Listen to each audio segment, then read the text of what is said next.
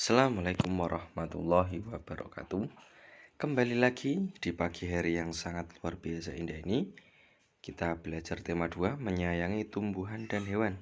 Subtema 2, manfaat hewan bagi kehidupan manusia. Pembelajaran keempatnya. Teman-teman semuanya, mari kita sebelum memulai pembelajaran di pagi hari ini, kita berdoa terlebih dahulu. Bismillahirrahmanirrahim.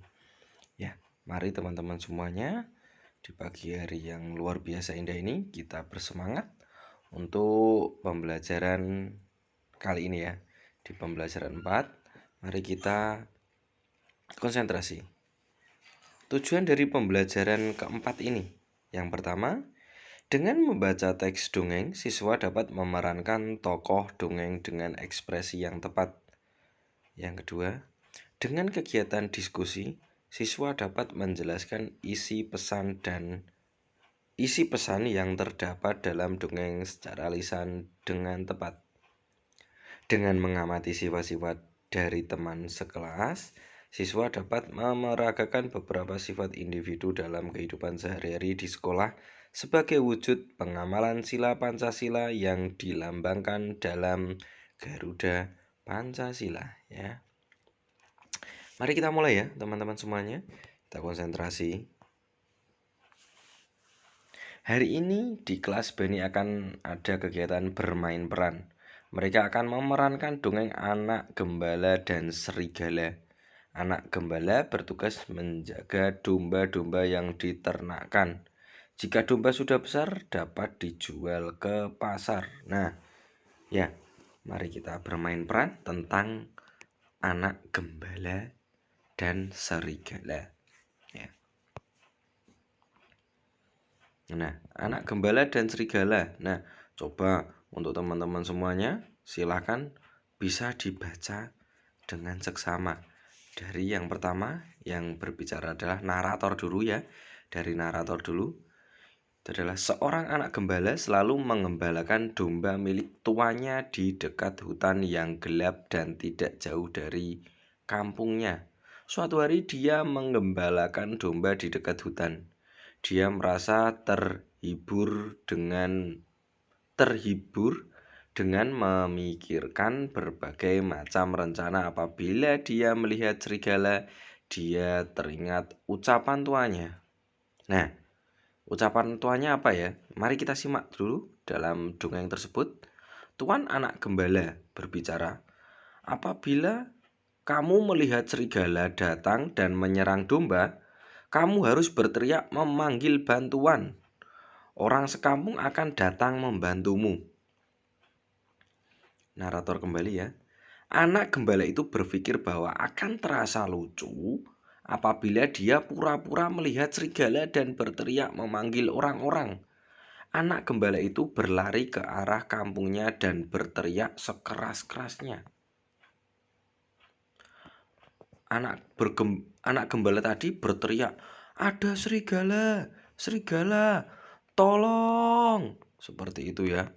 Nah, seperti yang dia duga, orang-orang kampung yang mendengarkannya berteriak, cepat-cepat meninggalkan pekerjaan mereka dan berlari ke arah anak gembala tersebut untuk membantunya. Orang kampung yang pertama, di mana serigalanya? Di mana? Orang kampung kedua, apa serigala itu melukaimu? Di mana serigala itu sekarang? Anak gembala, ha.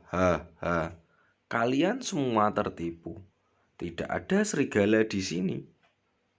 Orang kampung ketiga, rupanya kamu telah menipu kami semua. Seperti itu ya. Berapa hari kemudian, anak gembala itu kembali berteriak minta tolong. Anak gembala ya, tolong, tolong, ada serigala. Tolong, serigala memakan domba. Orang kampung pertama, yang satu ya, mana serigalanya? Tidak terlihat serigala di sini. Anak gembala, memang tidak ada serigala. Aku iseng saja berteriak minta tolong. Orang kampung yang kedua, hei, keberadaan serigala bukan untuk main-main.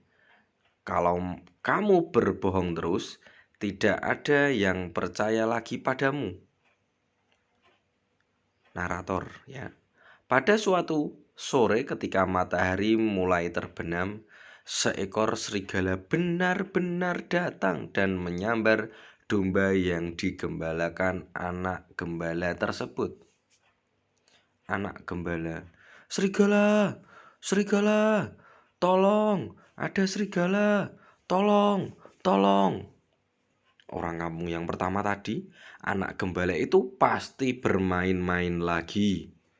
Orang kampung kedua, dia tidak akan bisa menipu kita lagi. Serigala itu akhirnya berhasil menerkam dan memakan banyak domba yang digembalakan oleh sang anak gembala, lalu berlari masuk ke dalam hutan kembali. Nah, di sini ya, anak gembala tadi tidak patut untuk dicontoh ya teman-teman, yang sukanya berbohong dan menipu orang-orang di sekelilingnya. Dan kita sendiri harus senantiasa jangan menirukan anak gembala tersebut. Mari kita untuk senantiasa menjunjung tinggi kejujuran yang ada. Ya, kita harus mengakui ketika kita mempunyai salah, dan kita sendiri hindarilah kita untuk menjadi seorang pembohong ya.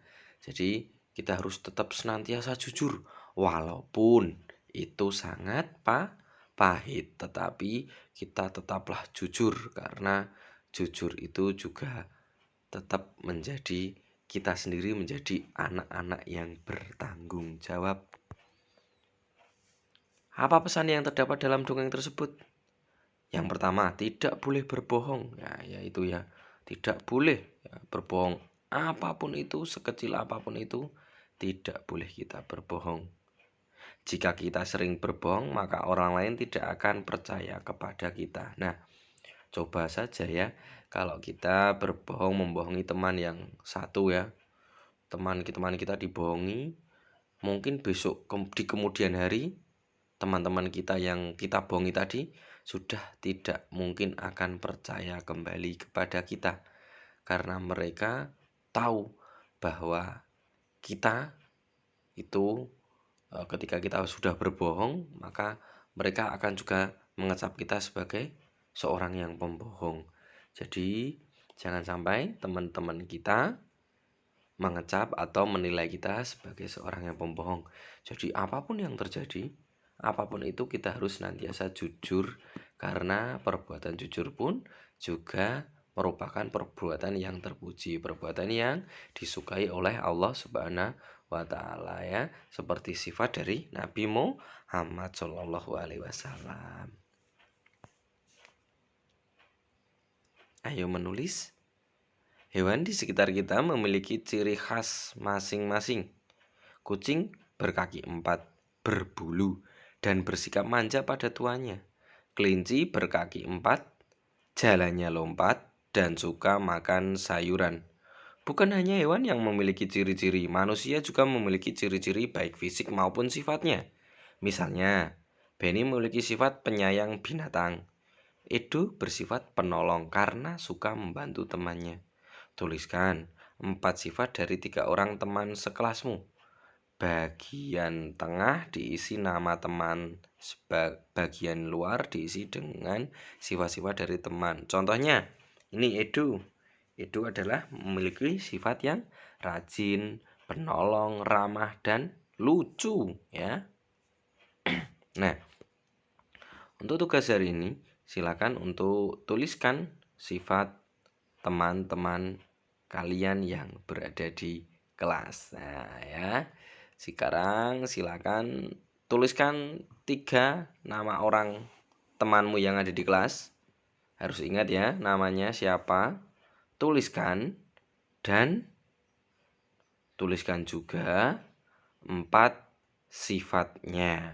Contohnya rajin, mungkin penolong, ramah, lucu, baik hati juga ya, jujur, dan lain sebagainya ya. Silakan boleh dituliskan dari 3 teman kalian. Siapa saja ya teman kalian? Tentunya dalam satu kelas banyak sekali ya teman-teman kita. Ada 26 teman kita. Jadi mudah ya untuk memilihnya. Silahkan boleh dipilih yang kalian ketahui. Ya, dan jangan diperlihat-lihatkan ya. Jangan lupa nanti tetap dikirim di classroom, yang tahu hanya kalian dan Pak Agung saja. Terima kasih. Cukup sekian dari Pak Agung. Bila ada kurang lebihnya mohon maaf. Assalamualaikum warahmatullahi wabarakatuh.